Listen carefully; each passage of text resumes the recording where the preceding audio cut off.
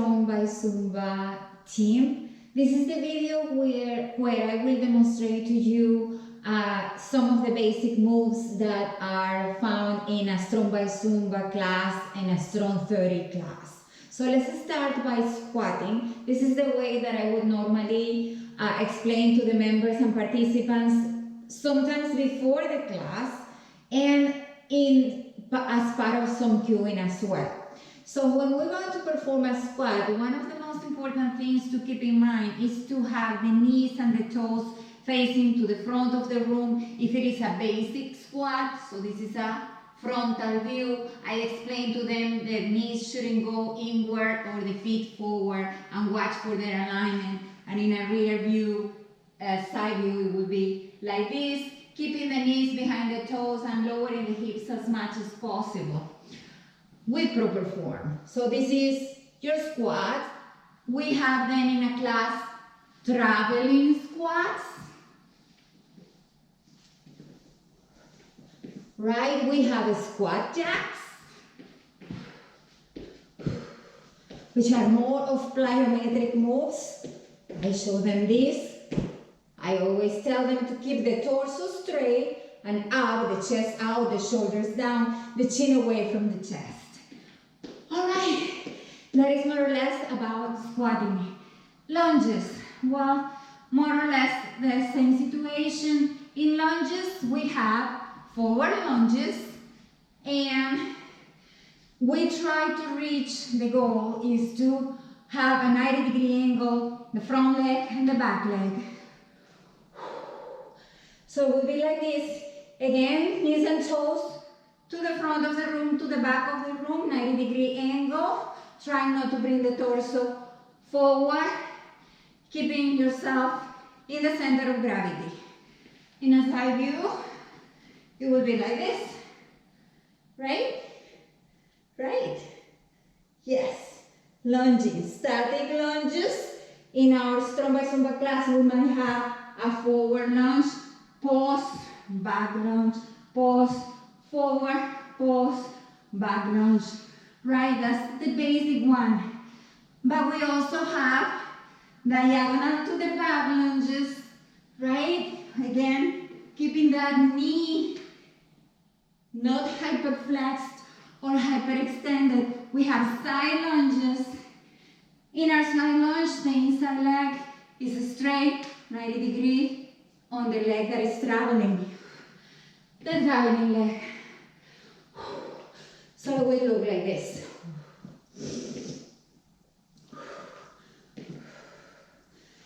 That's it. We can have also diagonally forward lunge, yes, working inner thighs, right?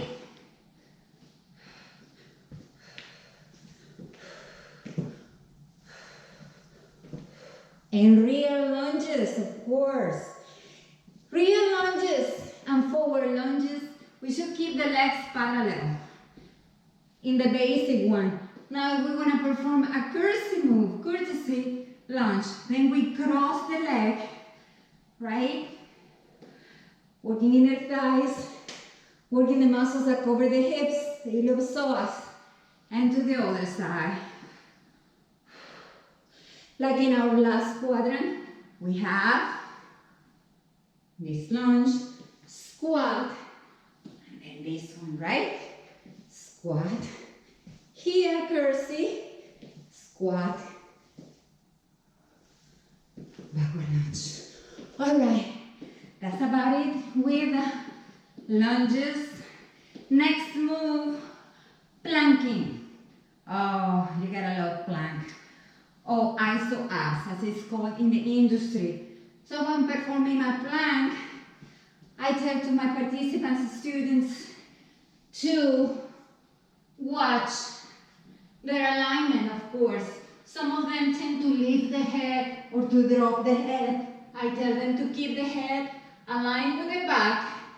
That if it is too hard for them, they should drop the knees, keep the shoulders right over the heads. And this is a plank position for a number of exercises.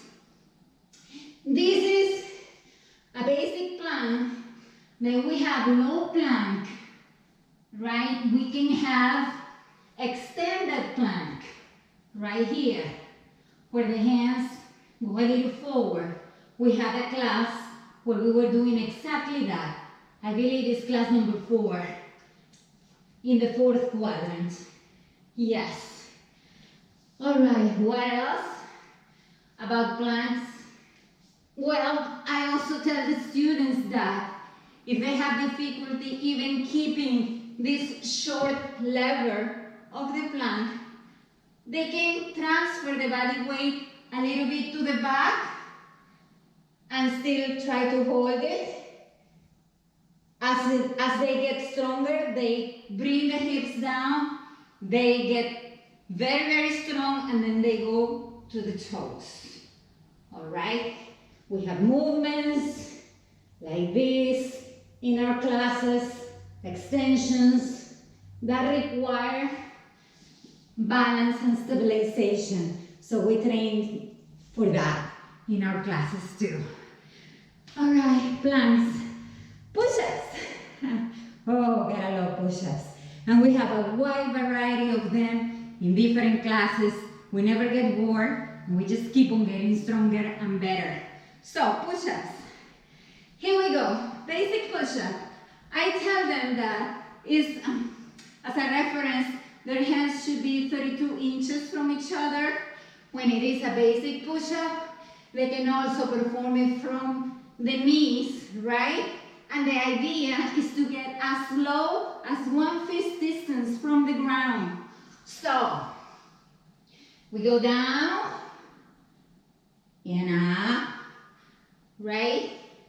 Here, again, there should be a straight line from our head to our toes.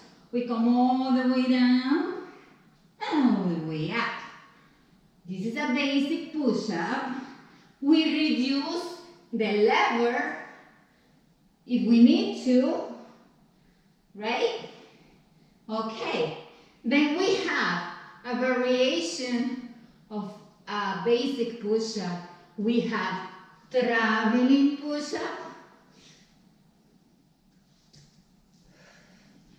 We can do on our toes or on our knees.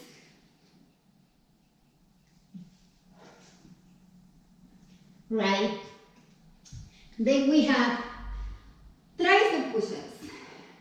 I explained to them that in the tricep push-ups, the arms should be very close to the body because we are targeting then the tricep muscle.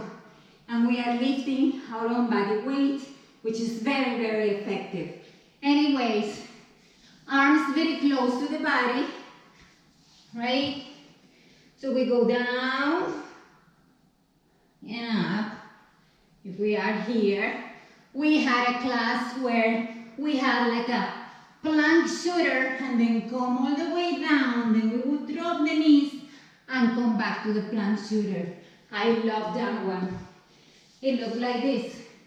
Plank shooter, tricep push-up lower here, down and back. But in general, they can keep the knees down and come down and up, down and up in a tricep push-up. Very good. Forgot to mention maybe a million things. On our fourth quadrant floor plate, we have a numerous amount of moves and variations that we can build in sequences on top of these basic moves. For example, we can have a push-up and then a rotation to the side, reaching up, push-up, rotation, right? Or we can have a bear pose and kick, bear pose and kick. And all of this because we are repeating on several classes. The quadrants, they start and we start getting, as instructors, more and more comfortable with the moves. We start mastering them. I thank you. I hope I'm not forgetting anything. I decided to wear my hair down because I went to the salon yesterday. But for classes, I have my hair up all the time. Not that it matters, but it does matter because presentation is important. Thank you so much for your time. I bet you have like 1 million applications. If you are watching mine, I am already very, very lucky. Thank you and have a wonderful day. Strong by Zumba team.